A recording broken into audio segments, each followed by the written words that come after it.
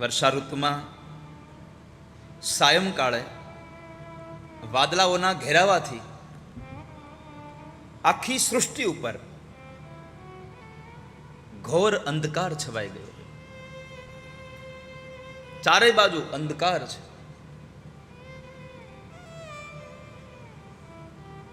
અને એ અંધકારમાં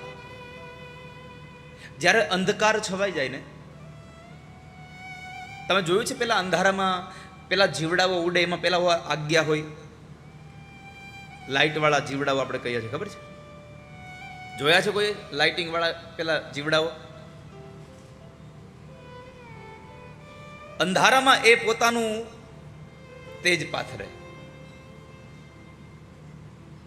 આજ્ઞાઓ ચમકવા લાગે છે. ક્યારે?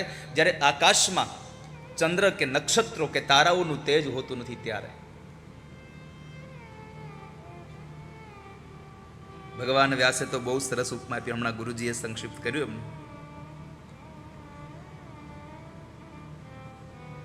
નિશા મુખે સુગદ્યોતા તમસા ભાંતિ ન ગ્રહા યથા પાપેન પાખંડા નહીં વેદાહ કલો યુગે.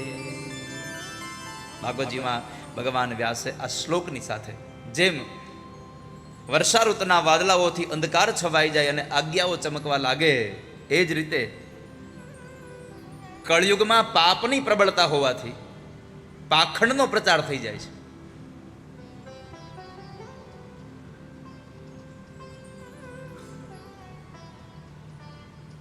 લોકો કહે છે સાધુ પાખંડી થઈ ગયા. સાધુ ક્યારેય પાખંડી બનતા જ નથી, પાખંડીઓ સાધુ થઈ ગયા છે.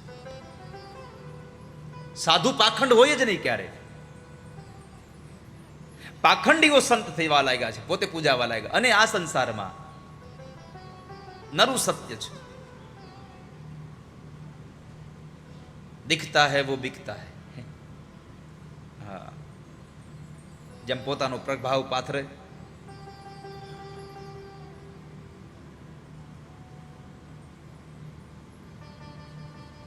કાંઈ આવડતું ન હોય છતાં એને હારા હારા આમ કપડાં પહેરીને આવે અને સ્ટેજ ઉપર આવીને બેસે અને પછી અહીંયાથી ઉદ્ઘોષે એમ કહે કે આપણને પૂજ્ય થોડુંક વચનામૃત આપણને આપશે, પૂજ્ય આપણને એના આશીર્વાદ આપશે.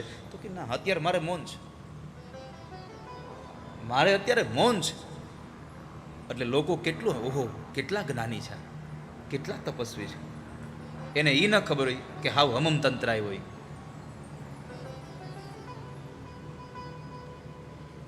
પાખંડનો પ્રચાર બહુ હોય છે.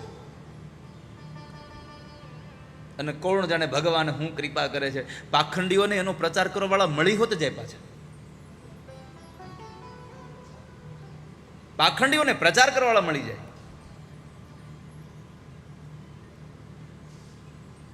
આ પાખંડીઓથી જો અંજાવું ન હોય, એક વાક્ય મને બહુ યાદ આવે છે. તમારી આંખની દ્રષ્ટિને જો કોઈ આંજી નાખે તો સમજજો એ આવનારું તેજ તમારા માટે હાનિકારક છે. તમારી દ્રષ્ટિને જો આંજી નાખે, તમારી દ્રષ્ટિને જો અંધ બનાવી દે તો એ તેજ સત્ય નથી. તમારી આંખો અંજાઈ જાય, તમારી દ્રષ્ટિ ન અંજાવી જોઈએ, તમારી નજર ન અંજાવી જોઈએ.